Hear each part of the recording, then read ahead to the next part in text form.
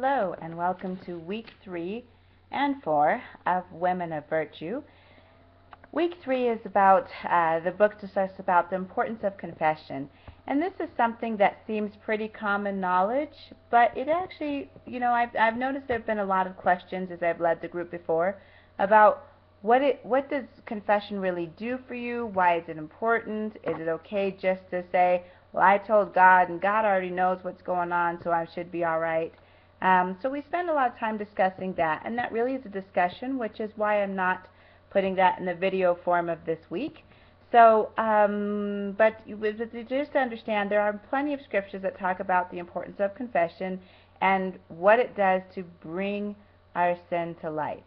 So, that's what week 3 is about. So, moving on to week 4. Week 4 is actually about discussing what the standpoints are about self-pleasure and masturbation. And we talk about this, especially when dealing with how we are working through being pure and maintaining that purity. And again, this is where I kind of want to clear up or clarify what it means to be pure, what it means to be virtuous in that sense. Because in Ephesians, it talks about how that, we need to make sure that we are pure in everything.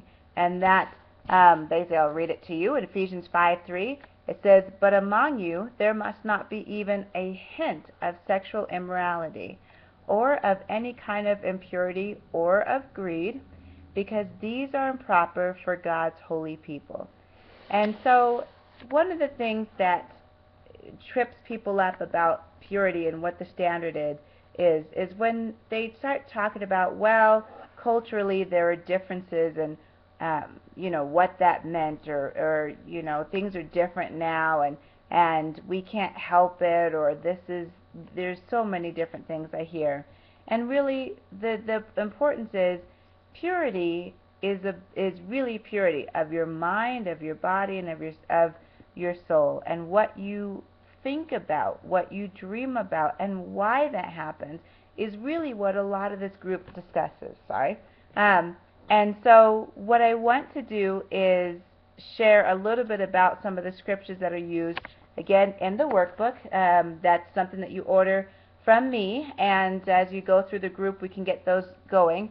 But the importance of this is, there are a lot of standpoints about what it means to masturbate, what it means to live purely.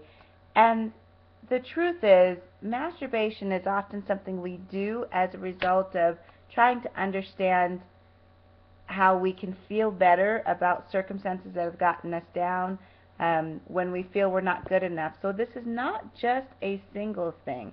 A lot of times the church presents it of, well, if you have a man, then you won't masturbate anymore and you'll be all right. That is not true.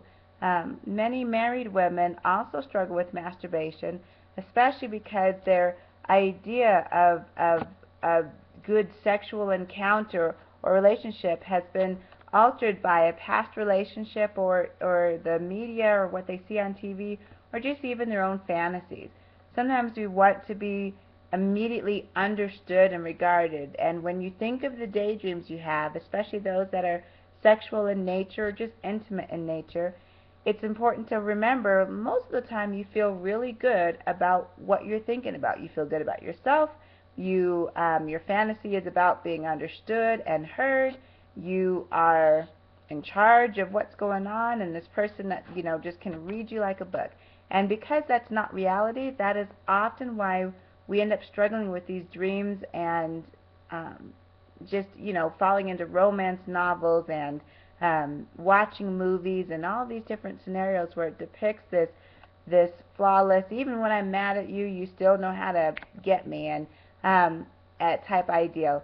And there's nothing, I'm not saying that doesn't exist at all, so I want you to hear that. But what I am saying is that when you choose to engage in those types of activities, what you put in your mind is what you're going to have as your expectation. And when that's not met, that's usually when you end up struggling with that. Even if you have a great husband with a great sex life, but you find that you're still struggling with thoughts of impurity, It has nothing to do with the sex itself. It often has to do with how you feel about yourself as a person, and what you trust God will do for your life and where your life is headed. So a lot of the focus on this book is really about understanding how to get behind what the symptoms are. Masturbation is often a symptom of feeling down, ready to give up, feeling like you just don't have control in certain areas, and so you go to the one area that you can control. So I present that as what a lot of the base of what we talk about in week 4 of the book. And so some of the scriptures are, so I read some scriptures here. It's 1 John chapter 2, verse 15 through 17. And it basically says, "Do not love the world or anything in the world. For anyone who loves the world, the love of the Father is not in him." And it keeps going about some of that, but it's like sometimes when we focus on what we don't have, what we're lacking, what we, something that hasn't happened for some time, then we start looking at the world and saying, I want that. Well, that can translate in a different way, and in a few chapters we'll talk about how really that translates step by step. But I want to just share kind of why some of these scriptures are there in place. Same thing, James 1, chapter 13 through 15 says, "No one undergoing a trial should say, 'Well, God is tempting me,' because God is not tempted by evil, and he himself doesn't tempt anyone. But each person is tempted when he is drawn away and enticed by his own evil desires. Then, after desire is conceived, it gives birth to sin, and when sin is fully grown, it gives birth to death." Great scripture. One of the reasons why I read that is because when we are struggling with going through a hard time, and we just feel like I don't know why I'm struggling with this, especially if it's something that is we're not used to it.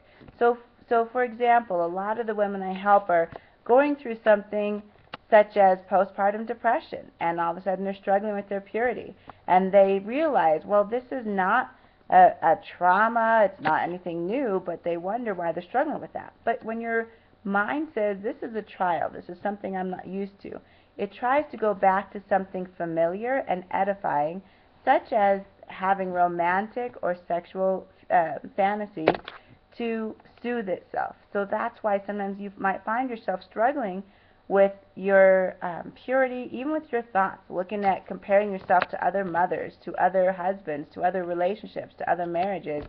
And when you start making that comparison, you put yourself down in the process, and you're not seeing how God sees you. And that is very important in your day-to-day, because God created you exactly the way he wants you to be, with the obstacles he wants to use to help you grow and be a shining woman of virtue. So some of these scriptures, along with many others, are shared within week 4 of the book. But I did want to kind of show that when I talk about this chapter, sometimes people are like, "Oh, I get it. No, I just should not do this." But really, it's not just saying don't masturbate or don't have sex before marriage. It's developing the understanding of where those urges come from and those longings come from, and what are you going to be fighting in order to remain pure and virtuous. So I hope this helps you understand what week 4 is ready to share with you. Thanks. We'll see you next week.